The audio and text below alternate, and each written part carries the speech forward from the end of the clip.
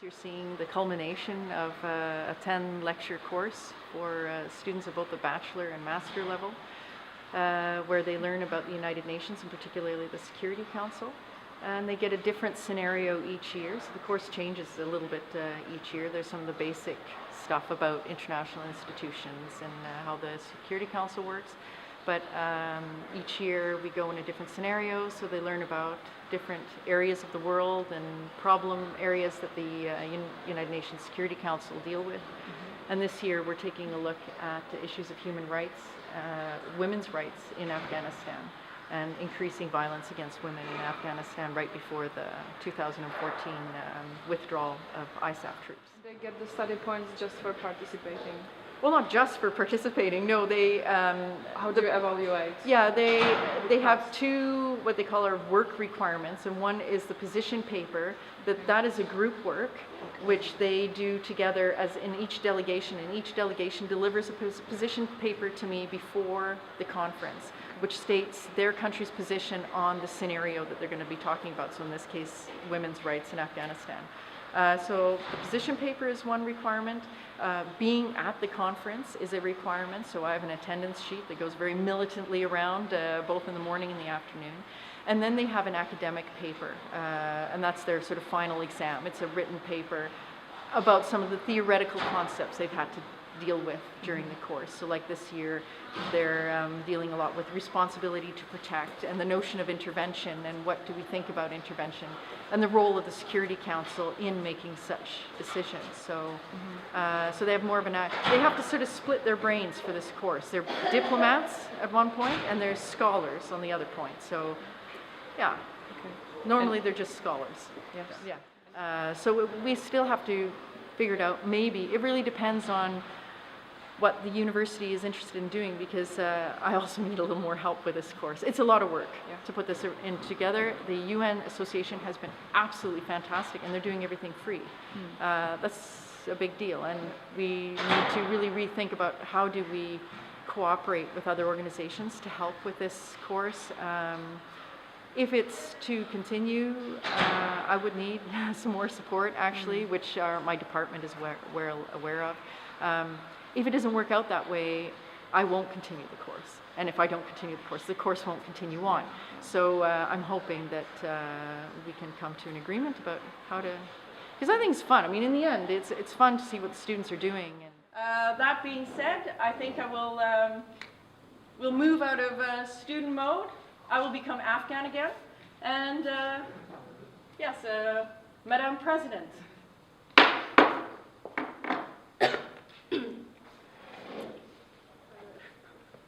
Honorable members of the Security Council, we now start with the second part of our session.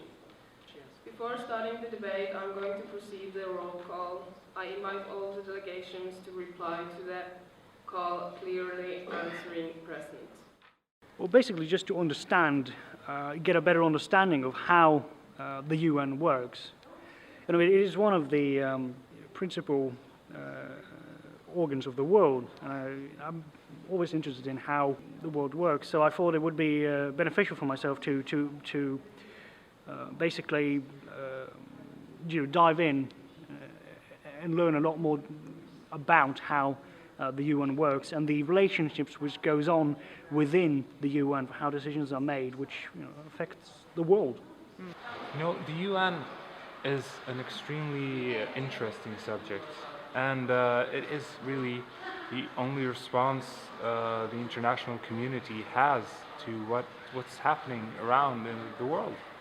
So it really is the most interesting thing to participate in.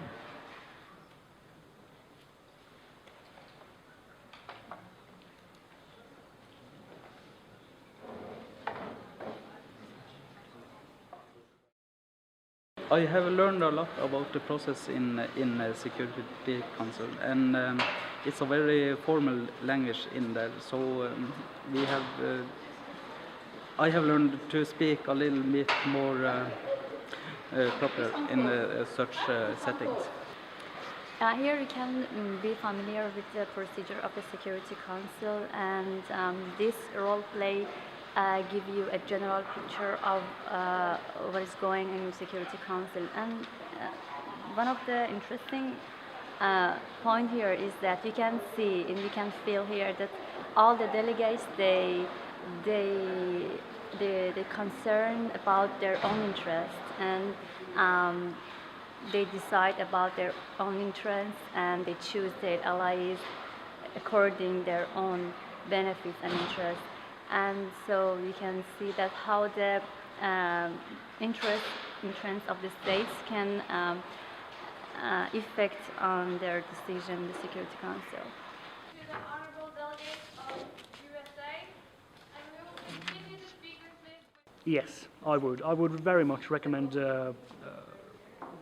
people try the course, and it gives you quite an insight into how difficult it is to try and reconcile between countries, and that, I think that is a very valuable insight for students, not only those who are interested in the UN and what they do, but also those who maybe, it's a valuable insight nonetheless, just to know. So when you go on the TV and you see, okay, well, they're doing this and this, or you actually know how it works. These closures and attacks seem to be a trend. Therefore, the Afghan NGO Federation calls for effective international action, as Afghani women have the right to be protected. Oh, we are entirely spontaneous. So we have to make up everything on the spot.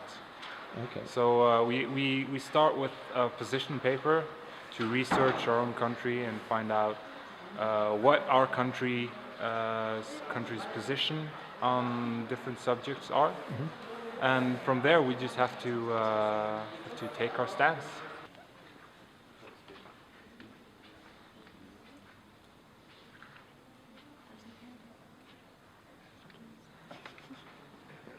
Well, you have to dive into the official politics to the country, so it's a little bit difficult.